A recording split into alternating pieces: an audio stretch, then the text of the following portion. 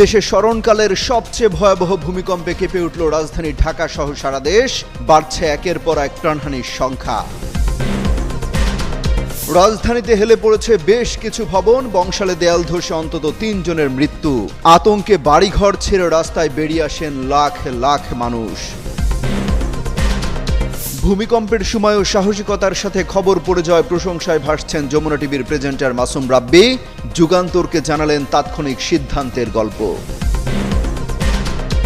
ভূমিকম্পের উৎপত্তিস্থল নরসিংদীতে ভয়াবহ পরিস্থিতি।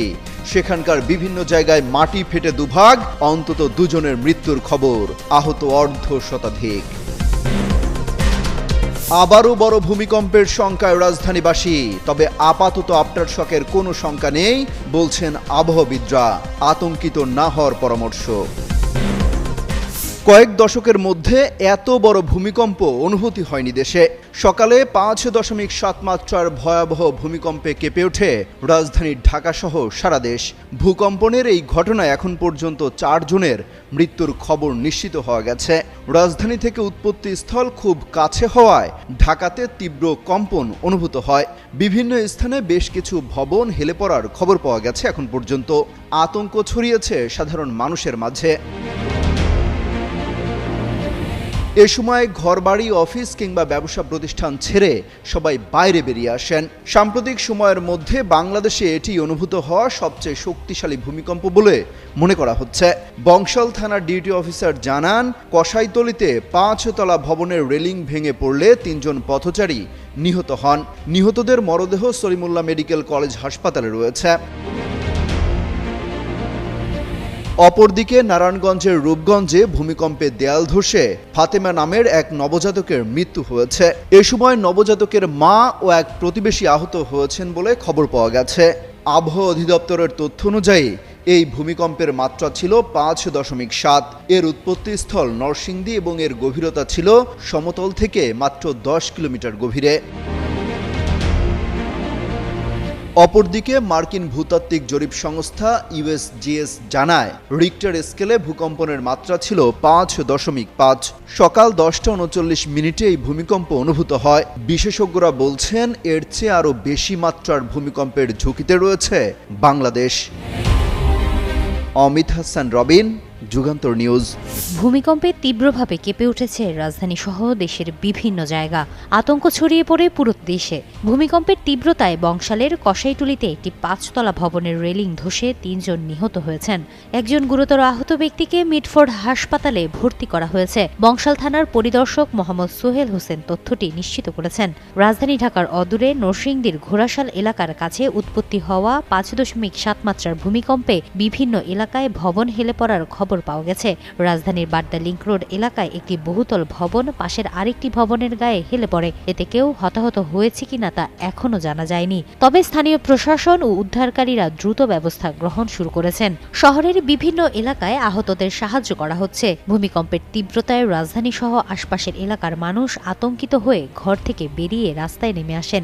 ভূমিকম্পটি কয়েক সেকেন্ড স্থায়ী হলেও মানুষের মধ্যে সৃষ্ট আতঙ্ক দীর্ঘক্ষণ ধরে বিদ্যমান ছিল। ভারত বধের দিনে সৃষ্টিকর্তাকে স্মরণ করা বড্ড প্রয়োজন।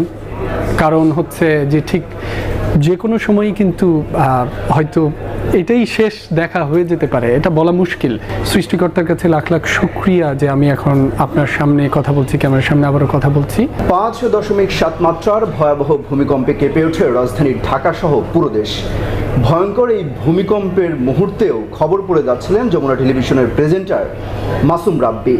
সেই মুহূর্তে পরিস্থিতি কেমন ছিল, সে খুব দক্ষতার সাথে পরিস্থিতি সামলে ওঠেন। সেই সেট থেকে কিন্তু বের হয়ে যাননি। সেই মুহূর্তে পরিস্থিতি কেমন ছিল বা তার মধ্যে কি কাজ করছিল সেই মুহূর্তটা আমরা একটু জানার চেষ্টা করব রাব্বির কাছ থেকে। রাব্বি, একটু জানাবেন যে আপনি যখন খবর পড়ছিলেন তখন পুরা স্টুডিওটা শেক করছিল, দুলছিল। সেই মুহূর্তে আপনি স্টুডিও ছেড়ে বের হয়ে আসেননি, খবর পড়ে যাচ্ছিলেন। যদি আরও ভয়াবহ মাত্রায় হতো তখন মাথায় আসলে কি কাজ করছিল আপনার? প্রথমে যেটি বলি যে পরিস্থিতিটা কেমন ছিল সেটা তো সামাজিক যোগাযোগ মাধ্যমে এরই মধ্যে যে ভিডিওতে কিন্তু দেখা গেছে, আসলে ভয়ঙ্কর পরিস্থিতি ছিল। প্রথমত সে সময় মাথায় যেটি কাজ করছিল, যখন দেখছি যে বুঝতে পারছি যে ভূমিকম্প শুরু হয়েছে, কিন্তু আমি তখন আইভি অর্থাৎ ইন ভিশন পড়ছি, একটা নিউজ দর্শকদের কাছে জানাচ্ছি, স্পোর্টস নিউজ। ঠিক সে সময় আমি তো চাইলেই দৌড় দিতে পারি না, প্রথমত আমার মাথায় কাজ করছে। এরপরে যখন পরিস্থিতি আরও অনেক বেশি শেক হচ্ছে, ভয়াবহ যখন আওয়াজ শুরু হলো, মনে হচ্ছে যে হয়তো স্টুডিওর লাইট থেকে শুরু করে সব কিছু ভেঙে পড়তে পারে, ঠিক সে সময় মাথায় আসছিল যে সৃষ্টিকর্তাকে স্মরণ করা বড্ড প্রয়োজন। কারণ হচ্ছে যে ঠিক যে কোনো সময়ই কিন্তু হয়তো এটাই শেষ দেখা হয়ে যেতে পারে, এটা বলা মুশকিল আসলে। ঠিক সেই ইনস্ট্যান্ট মুহূর্তে মাথায় দুটো জিনিস কাজ করছিল বলেই স্টুডিও থেকে বেরোতে না পারা, অর্থাৎ আর প্রথমেই যেটি আর কি সৃষ্টিকর্তার কাছে লাখ লাখ শুকরিয়া যে এখন আমি আবারও ক্যামেরার সামনে কথা বলতে পারছি। পাশাপাশি যে অনেকেই মারা গেছেন, 3 জন মারা যাওয়ার খবর আমরা এর মধ্যে পেয়েছি, তাদের প্রতিও আর কি সহমর্মিতা, আর যারা হতাহত হয়েছেন তারা সুস্থ থাকুক। আমি যে এখানে কথা বলছি সেটি সৃষ্টিকর্তার কাছে লাখ লাখ শুকরিয়া যে আমি এখন আপনার সামনে কথা বলছি, ক্যামেরার সামনে আবারও কথা বলছি। একেবারে স্পেসিফিক বললে সে সময় মাথায় কাজ করেছে যে আমি দৌড় দিতে পারি না, কারণ আমি তো একটা কাজে অন এয়ারে আছি। তো সবাই চলে গেলেও যেটা আমাদেরকে শুরু থেকে গণমাধ্যম কর্মীরা তো আসলে পরিস্থিতি দেখেই দৌড় দিতে পারে না, হরতাল অবরোধ যাই বলুন না কেন, যারা ফিল্ড রিপোর্টিং করে তাদের জন্য তো আরও ভয়াবহ। এটা show must go on actually তাই। কারণ হচ্ছে যে পুরো স্টেশন, পুরো যে এই যে টিম ওয়ার্ক, এত বড় কর্মযোগ্য, সেটি কিন্তু নির্ভর করে ওই যাকে দেখা যাচ্ছে তার উপর, অর্থাৎ প্রেজেন্টারের উপর।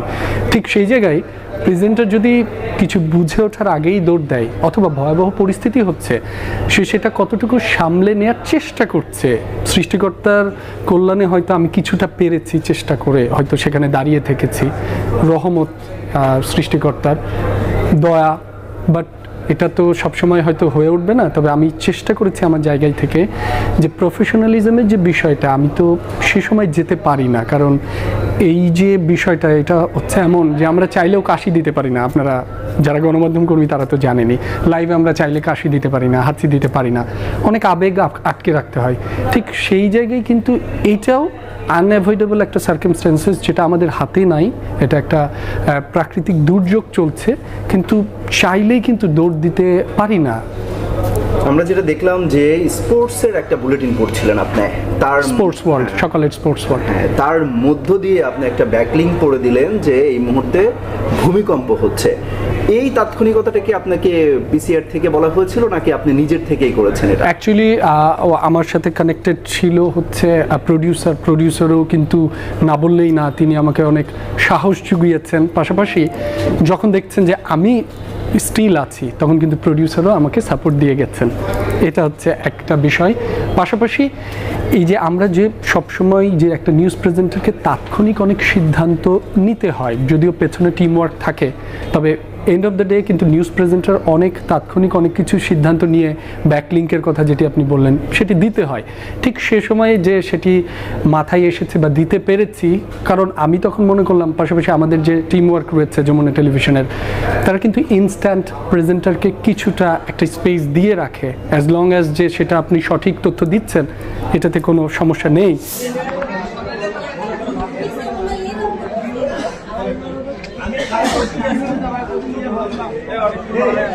দেখো ফিউচারে আবার যে বড়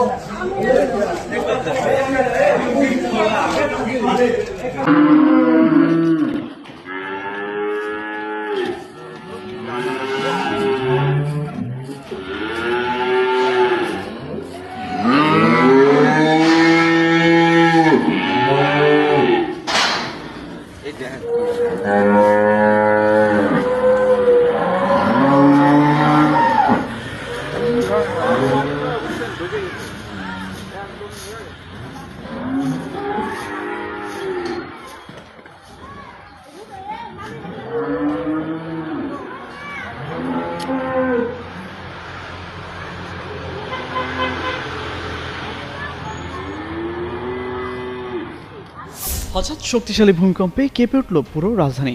মুহূর্তে আতঙ্ক ছড়িয়ে পড়ে রাজধানীবাসীর মাঝে। এর মাত্রা ছিল 5.5।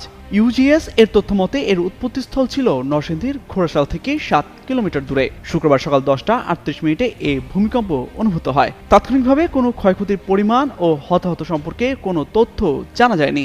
এর আগে গেল 14 সেপ্টেম্বর রাজধানী ঢাকা সহ দেশের বিভিন্ন স্থানে ভূমিকম্প অনুভূত হয়েছে।